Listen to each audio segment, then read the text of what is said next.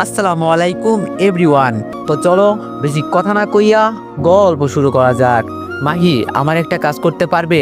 এটাই শেষ কাজ, পরে তোমাকে আর কিছু বলবো না। মাহি বলল, জি বলেন কি করতে হবে, আমি যতটা পারি চেষ্টা করব।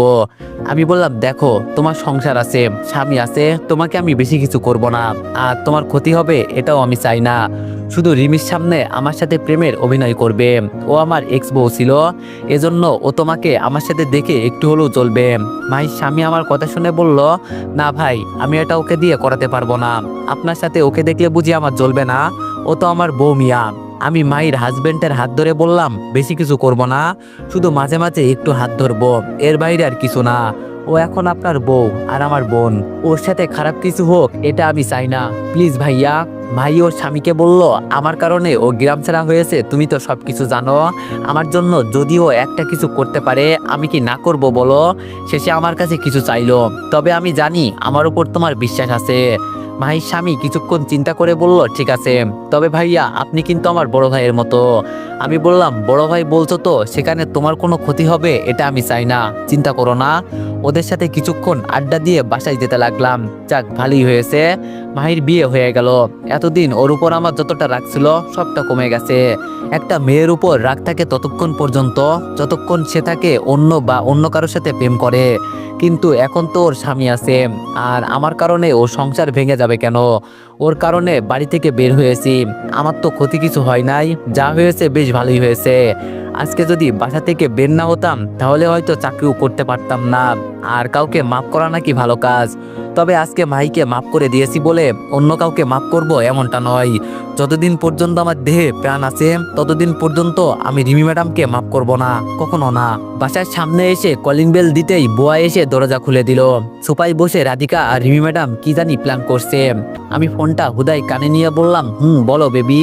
ও হ্যাঁ, মনে করেছে, তুমি তো আজকে দেখা করতে চেয়েছিলে, কিন্তু আজকে আমি দেখা করতে পারবো না। আমার শরীরে একটা বাজে মেয়ে গরম পানি দিয়েছে, এজন্য একটু শরীর খারাপ। তুমি কান্না করো না, ঠিক আছে? আমি ঠিক হয়ে যাব। তাহলে রাখি বেবি, কেমন? ফোনটা কেটে পিছনে তাকিয়ে দেখি রাধিকা আর রিমি ম্যাডাম আমার দিকে তাকিয়ে আছে। তাকিয়ে থাক, তাতে আমার কি? মানুষকে আমি বলতে শুনেছি, চুপ থাকলে যে কেউ তোমাকে বেশি করে মারবে। এই পৃথিবীতে চলতে গেলে নরম হওয়া যাবে না।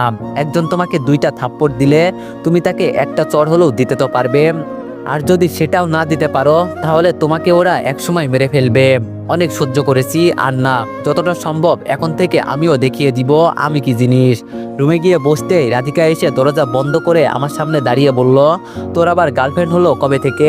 আমি রাধিকার কথা শুনে কিছু বললাম না, কাপড় চেঞ্জ করতে লাগলাম। রাধিকা আবার বলল, সকালে আমি কি তোরে ইচ্ছে করে রেখে গেছি? তোরে কতক্ষণ ডেকেছি? তুই বুয়াকে জিজ্ঞেস করিস, আমার সাথে কেন তুই কথা বলিস না বল, আমি কি করেছি?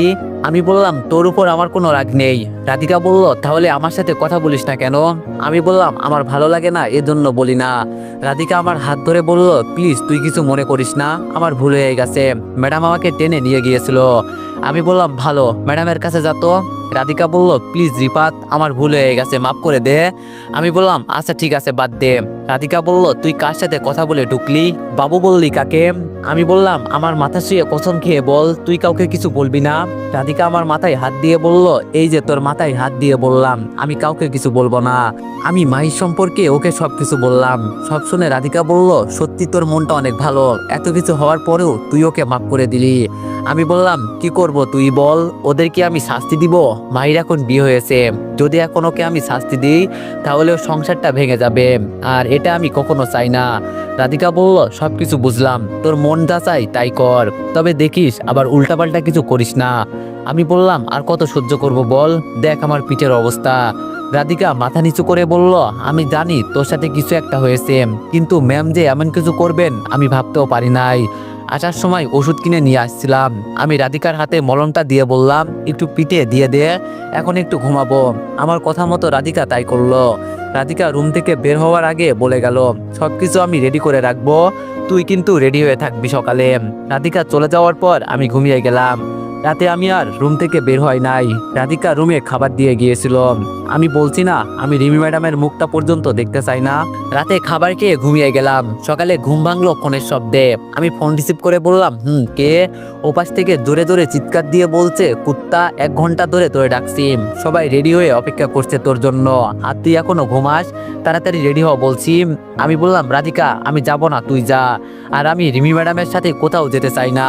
রাধিকা বলল, দেখ রিফাত, এমনি অনেক দেরি হয়ে গেছে, প্লিজ এমন কিছু করিস না। ম্যাডাম বলছে অফিসের একজন কেউ না গেলে তিনি বাস ছাড়বেন না, যেতে হবে মানে যেতে হবে। আমি বললাম, আমি যাব না, ওনার সাথে বলে দে। রাধিকা বলল, প্লিজ বন্ধু আমার, এভাবে বলিস না, আমি তোর পায়ে পড়ি, আমার জন্য চল। আমি বললাম, যাব না, যা। রাধিকা বলল, তুই দরজা খুলে রেডি হ প্লিজ। ফোন কেটে দিয়ে দরজা খুলে দিলাম। রাধিকা অনেক বোঝানোর পর রেডি হলাম। আর আমার ব্যাগ রাধিকা আগে থেকেই রেডি করে রাখছিল। ও জানতো যে আমি যেতে রাজি হব না। রেডি হয়ে বাসা থেকে বের হতেই রাধিকা বলল, তুই তো ম্যাডামকে খারাপ বলিস, দেখ ম্যাডাম আমাদের যাওয়ার জন্য গাড়ি পাঠিয়েছে। আমি বললাম, ভালো তো, তাহলে তুই যা গাড়ি দিয়ে।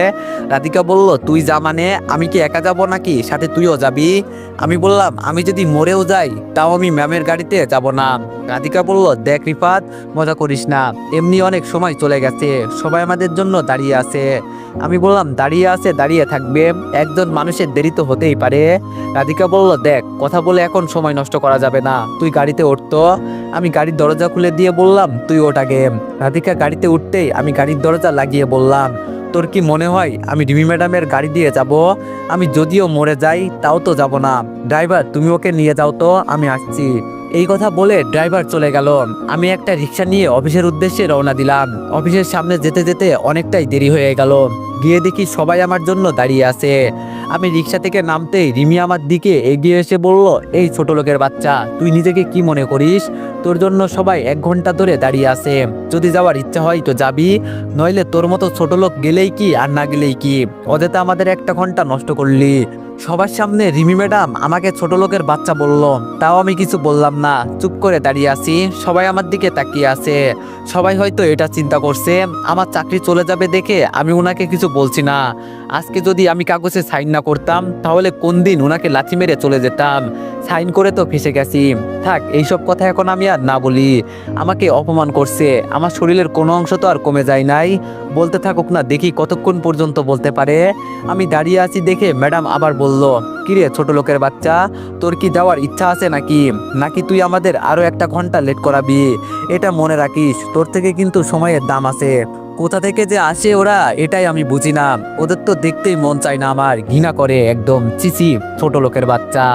আমাকে যা কিছু বলতো আমি না হয় সহ্য করে নিতাম, কিন্তু আমার বাবা মাকে নিয়ে কথা বলছে, এজন্য আমি রেগে বললাম, ম্যাডাম ছোট লোকের বাচ্চা বলবেন না কিন্তু, নইলে কিন্তু খারাপ হবে। রিমি ম্যাডাম আমার দিকে চোখ গরম করে তাকিয়ে বলল, তাই না কি রে ছোট লোকের বাচ্চা, কি করবি তুই আমার? আমার রাগ দেখে আবির দৌড়ে এসে আমাকে আটকিয়ে বলল, রিফাত থাম বলছি, কি করিস তুই? আমি বললাম, আবির তুই আমাকে ছাড়, ওই শালির বাচ্চা শালি আমাকে ছোট লোক বলে। ওই হালি, তোর কিসের এত অহংকার রে? আমার আসল রূপ তো দেখিস নাই। এমন কিছু করব না, সমাজে আর মুখ দেখাতে পারবি না। তোরে যদি আমি এখান থেকে তুলে নিয়ে যাই, কি আটকাবে রে? তোর কোন বাপ আছে তুই তারে ডাক দে। কি আর করবি, আমার চাকরিকে আমাকে জেলে দিবি? শর্ত অনুযায়ী যদি তুই আমাকে জেলে দিস, অন্তত পুলিশরা আমাকে তোর মতো অপমান করবে না, হয়তো একবেলা লাঠি দিয়ে মারবে, তাও তো অপমান করবে না। তুই যদি আমাকে একটা চড় দিতি তাও আমি কিছু বলতাম না, কিন্তু আমার বাবা মার নাম ধরে গালি দিলি। আমার বাবার গ্রামে যা আছে তোর তো মনে হয় এক কোনাও নাই। এই শহরে একটা অফিসের মালিক হয়ে নিজেকে খুব বড় মনে করিস না? তোরে তুলে নিয়ে গিয়ে মারতে আমার একটুও সময় লাগবে না, কেউ কিছু বলতেও পর্যন্ত পারবে না। আর তো এত বড় কলিজা, আমার বাবা মাকে নিয়ে কথা বলিস, জিপ টেনে ছিঁড়ে ফেলবো, চিনিস আমাকে? রাগে এক প্রকার আমার শরীর কাঁপছে। আবির শক্ত করে আমাকে ধরে আছে, যেন আমি ম্যাডামকে কিছু না করি। ম্যাডাম তো আমার কথা শুনে ভয়ে কোনায় গিয়ে দাঁড়িয়ে আছে, আর সবাই শুধু আমার দিকে তাকিয়ে আছে। কেউ ভাবতেও পারে নাই যে আমি এতটা রেগে যাব। আবির আস্তে করে বলল, বাদ দে বন্ধু, উনি হয়তো বুঝতে পারে নাই। আমি বললাম, কে বুঝতে পারে নাই? উনি বুঝতে পারে নাই তোরে কে বলল? উনি তো সুযোগ পেলে আমাকে একদিন মেরেই ফেলবে দেখিস, আর বলিস বুঝতে পারে নাই। আবির বলল, রিফাত প্লিজ রাগ করিস না, চল সবাই আমাদের দেখছে। আমি এবার মন খারাপ করে বললাম, আচ্ছা আবির, আজকে যদি তোর বাবা মাকে নিয়ে কেউ বাজে কথা বলতো তাহলে তোর কেমন লাগতো বলতো? আবির বলল, তোর বিষয়টা আমি বুঝতে পারছি, ম্যাডামের পক্ষ থেকে আমি সরি বলছি, বাদ দে প্লিজ। আবিরের হাত ছাড়িয়ে বললাম, তোরা যা, আমি যাব না, উনি নাকি আমাকে ছাড়া একাই যেতে পারবে, তো তোরা সবাই যা, আমি যাব না। এই কথা বলে আমি সামনের দোকানে গিয়ে সিগারেট জ্বালিয়ে টানতে লাগলাম। রাধিকা সবাইকে বলছে, আপনারা সবাই গিয়ে ভিতরে বসেন, আমি ওকে নিয়ে আসছি। রাধিকা আমার কাছে এসে বলল, মাথা ঠান্ডা হয়েছে সাহেব। আমি বললাম, দেখ তোর জন্য আমি এখানে আসছি, আর এখন কতগুলো কথা শুনলাম। রাধিকা বলল, তুই বুঝি ম্যাডামকে কম কিছু বললি? আমি বললাম, ও তুইও ম্যাডামের পক্ষ নিয়ে কথা বললি, ঠিক আছে ভালো। রাধিকা বলল, দেখ রিফাত, আমি তো এটা বলতে চাই নাই, প্লিজ তুই কিছু মনে করিস না, আমাদের সাথে চল প্লিজ। আমি বললাম, আমি যাব না, তুই যা। রাধিকা বলল, আমাদের বন্ধুত্বের কসম, তোর যেতে হবে, নইলে কিন্তু। আমি বললাম, তুই সবকিছুর মাঝে কেন বেশি বেশি করিস? রাধিকা আমার হাত ধরে বলল, চল তো, এখন কথা বলিস না। সিগারেট নিচে ফেলে বাসের দিকে যেতে লাগলাম। সবাই আগে থেকেই বসে আছে, তবে আজকে একটু খুশি খুশি লাগছে নিজেকে, কারণ ম্যাডামকে ইচ্ছে মতো বকা দিতে পারছি। আহা, কতটা যে ভালো লাগছে এটা আমি জানি, মনে হচ্ছে একটু হলেও ওনাকে অপমান করতে পারছি।